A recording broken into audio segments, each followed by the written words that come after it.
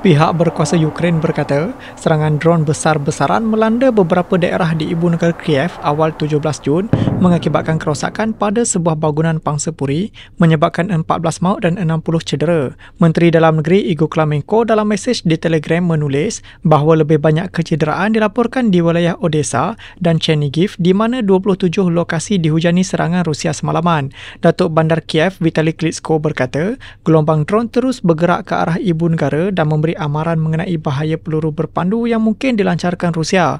Ukraine dan Rusia melancarkan serangan dron besar-besaran sejak beberapa minggu kebelakangan ini selepas kedua-dua pihak mengadakan dua sesi rundingan langsung bagi menamatkan perang yang berlanjutan lebih 3 tahun.